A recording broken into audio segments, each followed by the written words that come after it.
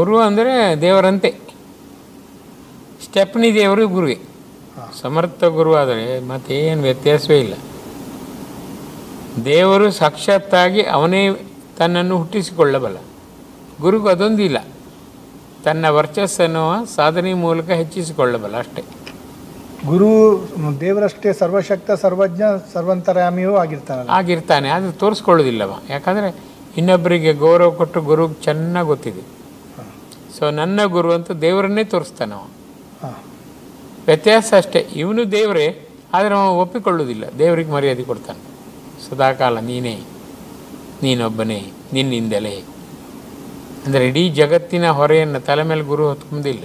ನನ್ನ ಗುರು ಇದ್ದಾರೆ, ದೇವರೇ ನನ್ನ ಗುರು ಅಭಾವ. ವಿನಮ್ರತೆ, ವಿಧೇಯತೆ ಒಟ್ಟೊಟ್ಟಿಗಿದೆ. ಹೌದು ಡಾಕ್ಟರ್ ಜಿ. ಅಂದರೆ ಗುರು ಆ ನಿಟ್ಟಿನಲ್ಲಿ ತುಂಬ ದೊಡ್ಡ ಗುಣಗಳನ್ನು ತೋರಿಸ್ತಾನೆ ಡಾಕ್ಟರ್ ಜಿ. ಆದರೆ ಭಕ್ತರಾದವರಿಗೆ ಹೇಗಾಗ್ತದೆ ಅಂದರೆ ಡಾಕ್ಟರ್ ಜಿ, ಗುರು ಆ ಎಷ್ಟು ಸೊನ್ನೆ ಆಗಿರ್ತಾನೆ ಅಂದರೆ ಡಾಕ್ಟರ್ ಜಿ, ಕೆಲವು ಟೈಮು ನಮಗೆ ಆ ಗುರುವಿಗೆ ಇಷ್ಟು ಶಕ್ತಿ ಇದೆಯಾ ಅಂತ ಹೇಳಿ ಅದು ಗೊತ್ತು ಮಾಡದಷ್ಟು ಸೊನ್ನೆ ಆಗಿಬಿಟ್ರೆ ಭಕ್ತರ ಕತೆ ಏನಾಗಬೇಕು ಅಂತೇಳಿ ಯೋಚನೆ ಮಾಡೋದು ಡಾಕ್ಟರ್ ಜಿ. ಆ ನಿಟ್ಟಿನಲ್ಲಿ ಭಕ್ತರು ಸ್ವಲ್ಪ ಒದ್ದಾಡಬೇಕು. ಅವರಿಗೆ ಸತ್ಯ ಯಾವುದಂತ ಗೊತ್ತಾಗದೆ ಅವರು ಬೂಟಾಟಿಕೆ ಏನೇ ಸತ್ಯ ಅಂತ ತಿಳ್ಕೊಂಡು rolled gold has become direct gold. ಇಟ್ಟೋಸ್ರೆ ಹಾಗೆ ಆಗುತ್ತಲ್ಲ. ರೋಲ್ಡ್ ಗೋಲ್ಡ್ ಬಳೆ ಹಾಕ್ಕೊಂಡು ಹೋದ್ರೆ ನೋಡಿ, ನಾವು ನಿಜವಾಗಿದ್ದು ಸಾಚಾಗಿ ಗೋಲ್ಡೇ ಆಗಿರುತ್ತೆ. ಆ ರೀತಿ ನೀವು ನೆರಳಬೇಕು, ಒದ್ದಾಡಬೇಕು ಅಂತ ಆ ಕಂಪನಿ ಉದ್ದೇಶವೇ ಅದು. ಗುರುವಿನ ಉದ್ದೇಶ ಅಷ್ಟೇ. ಒದ್ದಾಡಲಿ, ಅವ ಬೇಕಾದ್ರೆ ಬರಲಿ, ನಿಧಾನವಾಗಿ ಗೊತ್ತಾಗಲಿ. ಆದರೆ ಮೇಲೆ ಇರಬೇಕಂತ ಇರುತ್ತದಲ್ಲ ಡಾಕ್ಟರ್ ಜಿ. ಯಾರಿಗೆ? ಗುರುವಿಗೆ ಯಾವ ಆಶೆಯೂ ಇರುವುದಿಲ್ಲ. ನಿಜವಾದ ಗುರುಗೆ ನನಗೆ ಭಗವಂತ ಸಿಕ್ಕಿದ್ದೇನೆ, ಸದಾ direct connection with the God. ಇನ್ನಂತ ಬೇಕು ಅವನಿಗೆ? ಈ ಲೌಕಿಕ ಜನರು ಕಷ್ಟವನ್ನು ಹೇಳೋದು ಅಷ್ಟೇ, ಮತ್ತೆ ಅಂತ ಹೇಳ್ತಾರೆ. ಯೋಚನೆ ಮಾಡಿ.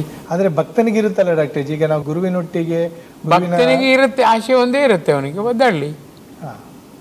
ಅವನ ಜನ್ಮಕರ್ಮ ಸಂಯೋಗದಿಂದಾಗಿ ಕುಕರ್ಮದ ರಾಶಿ ಆಗಿದ್ದಾನೆ, ಸತ್ಕರ್ಮ ಹೆಚ್ಚಿಸಿಕೊಳ್ಳಲಿ, ಕುಕರ್ಮ ಕರಗಲಿ, ಕಣ್ಣೀರು ಹರಿಸಲಿ. ಏನೀಗ? ಹೌದು. ಕೆಲವೊಂದು ಗುರುಗಳು ಡಾಕ್ಟರ್ ಜಿ ಪವಾಡ ಮಾಡಿ ಆದರೂ ಗೊತ್ತು ಮಾಡ್ತಾರೆ. ಕೆಲವು ಗುರುಗಳು ಡಾಕ್ಟರ್ ಜಿಗೆ ಪವಾಡ ಮಾಡೋದು ಯಾಕೆ? ಅಹಂಭಾವ ಹೆಚ್ಚಲಿ ಅಂತ. ತಮ್ಮನ್ನು ನಾನೇ ದೇವರಂತೆ ನೀವು ಫೋಟೋ ಇಟ್ಕೊಂಡು ಗುರುತಿಸಿ ಅಂತ. ಯಾರಿಗೆ ಅಹಮಿಕೆ ಇದೆಯೋ ಅವರು ಆ ಥರ ಮಾಡ್ತಾರೆ ಪವಾಡ. ಪವಾಡ ಮಾಡೋದು ನಿಜವಾಗಿ ಸೊನ್ನೆ ಭಾವದವನಿಗೆ ಯಾವುದು ಬೇಡ. ನಿಮ್ಮ ಹೆಸರು ಬೇಡ, ನಿಮ್ಮ ಹೊಗಳಿಕೆಯೂ ಬೇಡ, ನಿಮ್ಮ ಗೌರವ ಬೇಡ. ಆ ರೀತಿ ಅಲ್ಲ ಡಾಕ್ಟರ್. ಮತ್ತೆ ಅಂದರೆ ಈಗ ಪವಾಡ ಮಾಡುವ ಗುರುಗಳನ್ನು ತುಂಬ ದೊಡ್ಡ ಮಟ್ಟದಲ್ಲಿ ನಾವು ಗುರುವಾದರೂ ನಂಬೋದೇ ಇಲ್ಲ. ಆ ಪವಾಡ ಮಾಡುವ ಗುರುಗಳು ಖಂಡಿತವಾಗಿ ಮೂರ್ಖ ಶಿಖಾಮಣಿ ಅಂತಾರೆ. ತಾನು ಗ್ರೇಟ್ ಎಂಬವ ನಿಜವಾಗಿ ಭಗವಂತನಿಂದ ದೂರ. ಹೌದಲ್ವಾ? ಭಗವಂತನೇ ಗ್ರೇಟ್. ಯಾರು ಪವಾಡ ಮಾಡ್ತಾರೆ? ನಾನು ಕೂಡ ಭಗವಂತನ ಸಾಟಿ ಅಂತ ತಿಳಿಯುವ ಅಲ್ಪಜ್ಞರು ತಾನು ಮಹಾಪುರುಷ ಆಗಬೇಕಾದ್ರೆ ಅವರು ಈ ಥರ ಆಟ ಆಡೋದು.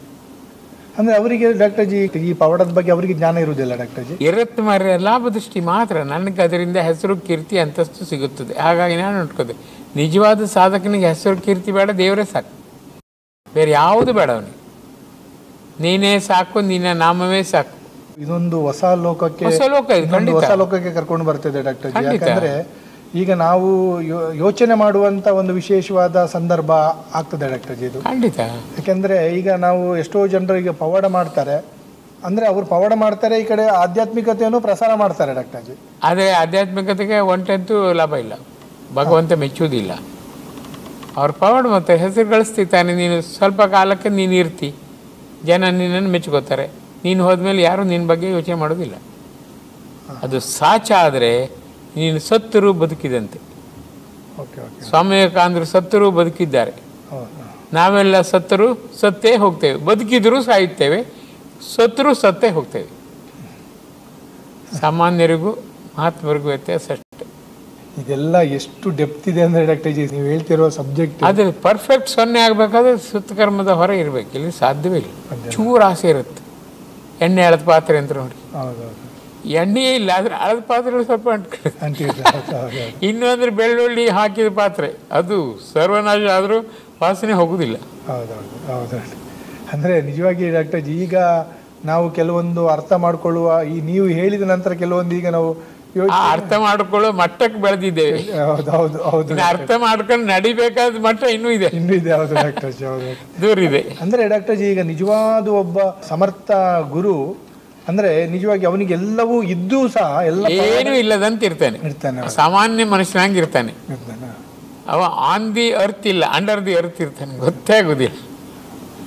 ಅಂತ ಗುರುವನ್ನು ಅರ್ಥ ಮಾಡ್ಕೊಳ್ಳೋದು ಹೇಗೆ ಡಾಕ್ಟರ್ ಜಿ? ಅವನಿಗೆ ಏನು ಬೇಕಾಗಿಲ್ಲ, ದೇವರು ಸಿಕ್ಕಿದ್ದಾನೆ, ಅವನ ಜೊತೆ 24 ಗಂಟೆ ದೇವರು ಇರ್ತಾನೆ, ಇನ್ನೆಂತ ಬೇಕು ಅವನಿಗೆ. ನಾನು ಹೇಳ್ತಿರೋದು ಏನಂತ ಹೇಳಿದರೆ ಡಾಕ್ಟರ್ ಜಿ, ಈಗ ತುಂಬ ಈ ಸೊನ್ನೆ ಆದವರು ಅಂದರೆ ತುಂಬ ಸೊನ್ನೆ ಆದವರನ್ನ ನಮಗೆ ಗುರುತಿಸ್ಲಿಕ್ಕೆ ಆಗೋದೇ ಇಲ್ಲ. ಅವರಿಗೆ ಸೆಲೆಕ್ಟೆಡ್ ಜನ ಇರ್ತಾರೆ, ಅವರಂತೆ ಸೊನ್ನೆ ಆಗ್ಲಿಕ್ಕೆ ಒದ್ದಾಡುವವರೆಲ್ಲ ಅವ್ರನ್ನ ಹಿಡ್ಕೋತಾರೆ. ನಾನು ಕೂಡ ಇದೇ ಮೆಟ್ಲಲ್ಲಿ ಬಂದಿದ್ದೇನೆ, ನೀವು 10 ಮೆಟ್ಲು ಮುಂದಿದ್ದೀರಿ, ನಾನೀಗ ಇದೇ ಮೆಟ್ಲಲ್ಲಿ ನಡ್ಕೊಂಡು ಬರ್ತಾ ಇದ್ದೇನೆ, ನಮ್ಮ ಜೊತೆ ಇರಿ ಆಯ್ತಾ ಅಂತಾರೆ.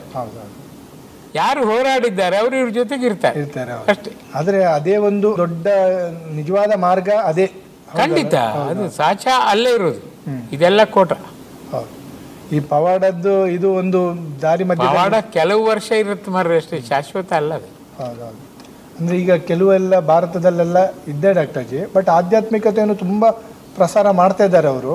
ಮತ್ತು ಎಷ್ಟೋ ಮತಾಂತರಗಳು ಅವರ ಆ ಪವಾಡಗಳಿಂದ ಹಿಂದೂ ಧರ್ಮದಲ್ಲೂ ಸಹ ಕಡಿಮೆ ಆಗ್ತಿದೆ ಡಾಕ್ಟರ್ ಜಿ. ಅಂದರೆ ಅದೇ ಒಂದು ಹೆದರಿಕೆ ಇದ್ದಂಗೆ ಡಾಕ್ಟರ್ ಜಿ. ಬಟ್ ಅದು ಭಗವಂತನ ಲೀಲೆಯಲ್ಲಿ ಅದು ನಡೀತದೆ ಕರೆಕ್ಟ್. ಕಂಟ್ರೋಲ್ ಇದ್ದಂಗೆ ಅಷ್ಟೇ. ಕಾಂಕರಿಂಗ್ ಆಗದಿದ್ದರೂ ಕಂಟ್ರೋಲಿಂಗ್ ಆಗತ್ತೆ ಆ ಮಟ್ಟಕ್ಕೆ ಅಷ್ಟೇ.